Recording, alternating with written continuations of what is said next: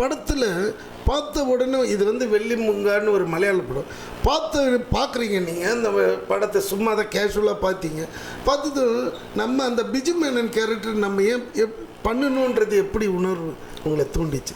ஆக்சுவலாக சார் நான் இந்த நடிச்சிட்டு இருந்தேன் ஒரு 2006 to 10 பார்த்தீங்கன்னா ஒரு 11-12 படம் நடித்தேன். ஆமாம், இப்போ 4 வருஷமாக நடிக்கவே இல்லை. ஏன்னா அந்த அப்புறம் 10க்கு அப்புறம் என்னவோ தெரியல, அந்த நடிப்பில் பெரிய ஒரு இன்ட்ரெஸ்ட் இல்லை. இன்னொன்று ஒரு பண்ணுற கேரக்டர் ரொம்ப இன்ட்ரெஸ்டிங்கான கேரக்டர் எனக்கு தான் அமையல. வழக்கப்படி பார்த்தீங்கன்னா மறுபடியும் ஒரு படத்தில் ரவுடியாக இருப்பேன், ஏதாவது இருப்பேன், போவேன், ஃபைட் பண்ணுவேன், இப்படியே இருக்கும். போதுண்டான்ட்டு இதுக்கு நல்ல மறுபடியும் இந்த டைரக்ஷன் ஆசை வச்சு மறுபடியும் டைரக்ஷன் போனேன். பை டச்சோட ஆண்ட புண்ணியத்தில் எல்லாம் வெற்றி படமாக அமைஞ்சுது. கலகலை பார்க்கணும், தீயவேலை சரிங்குமாறு, அரண்மனை 2 எல்லாமே ஆம்பளை எல்லாமே நல்லா வெற்றிகரமாக போயிட்டு இருந்துச்சு. அப்போ தான் வந்து எதாச்சும் அந்த படம் பார்த்தேன். அதாவது எனக்கு லைஃப்பில் ஃபஸ்ட் டைம் அதுக்கு முன்னாடி நடிப்புங்கிறது ஒரு ஜாலியான ஒரு ஹாலிடே நினச்சி தான் பண்ணிட்டு இருந்தேன். இந்த கேரக்டர் பண்ணி ஆகணும், இதில் நம்ம இதை திறமையை காட்டணும்லாம் ஒன்றும் கிடையாது. ஜஸ்ட் லைக் தட் ஒரு ஆல்டர்னேட்டிவ் ப்ரொஃபஷன் மாதிரி தான் அதை எடுத்துகிட்டு இருந்தேன். பட் இந்த வெள்ளி மூங்கா தான் முதலாக வந்து எனக்கு அந்த நடிக்கணும்னு ஆசையை கொடுத்துச்சு. ஏன்னா கரெக்டாக எனக்கு சூட்டபுளான ஒரு கேரக்டர், ஒரு நடுத்தர வயசு, ஒரு எல்லாருமே இவனை வந்து மொக்க போடுற மாதிரி ஒரு உருவம். அதாவது இவன் புத்திசாலியா முட்டாளா நல்லவனா கெட்டவனா அவனை எதுவுமே ஜட்ஜ் பண்ண முடியாது, அந்த மாதிரி ஒரு கேரக்டர். பார்க்கும்போது அவ்வளோ நல்லா இருந்துச்சு அந்த வெள்ளிமுகா படம். ஒரு ஃபீல் குட் ஆகட்டும், எல்லாமே கலந்து. அவனுக்குள்ளே ஒரு வில்லன் இருந்தான், ஒரு நல்லவன் இருக்கான், ஒருத்தன் காமெடியாக இருக்கான், ஒரு காதலன் இருக்கான், எல்லாமே இருந்துச்சு. ஸோ பார்த்தோன்னா ரொம்ப பிடிச்சிது. அப்புறம் அந்த படம் பார்த்தீங்கன்னா already super hit movie. So ஆடியன்ஸுக்கு பிடிச்ச ஒரு படம், அதை தமிழில் எடுக்கும்போது இன்னும் நல்லா போகணும்னு நம்பிக்கை இருந்துச்சு. ஸோ அப்படி ஆரம்பிச்சது தான் முத்தன கத்திரிக்கா. இல்லை, ஆக்சுவலாக நீங்கள் தான் அதுக்கு ஆப்டானவர்.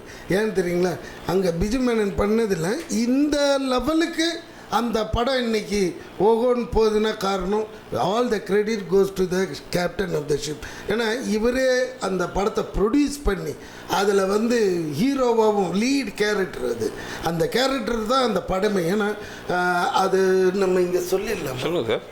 அந்த அம்மா பொண்ணு அதுக்கு அம்மாங்கிறத சொல்லுங்க, என்ன காரணம்? அம்மா வந்து இவரோட அந்த அம்மா வந்து இல்லை அந்த அம்மா வந்து கிரண் கிரண் ஏன் அந்த கேரக்டர்ல அம்மாவா கிரணை போட்டிருக்கோங்கிறது படத்துல ஒரு நல்ல ஒரு இல்லை அது போட்டிருக்கோம். அது அம்மா அது விடுங்க, பட் பொண்ணா நடிச்சிருக்கு பாருங்க, சூப்பர் அந்த பூனம். ஏன்னா நம்ம தமிழ் மக்களுக்கு வந்து ரொம்ப பிடிக்கிறது அப்படின்னா நல்லா குளுகுலுன்ட்டு அழகாக சிரித்து ஆஃப் சாரிலையும் இருக்கட்டும் சாரிலையும் இருக்கட்டும் அப்படியே ஸ்ட்ரைக் நல்லா பியூட்டிஃபுல்லாக தெரியணும், அழகாக இருக்கும், சிரிச்சிட்டே இருக்கும். அதுதான் ரொம்ப இவருக்கு தெரியாமலே ஒரு இன்னசென்ட் கலந்த ஒரு சிரிப்பு ஒன்று வரும். இதுலேயே பொண்ணுங்க பாதி ஃப்ளாட் ஆகிடும். அதில் இந்த படத்தில் பொறுத்த வரைக்கும் ஒரு லவ் எபிசோட் பியூட்டிஃபுல்லாக அமைஞ்சிருக்கு. ஏன்னா ரொம்ப கஷ்டமான ஒரு விஷயம், அந்த இடத்துல தாண்டியும் காய முடியாது, கீழேயும் போக லெவலாக ப்ளே பண்ணும், அருமையாக பண்ணியிருக்காரு. உண்மையிலே எனக்கே ரொம்ப பிடிக்கும். ஏன்னா பேசிக்கலி நானே இவரோட ஃபேன் தான்.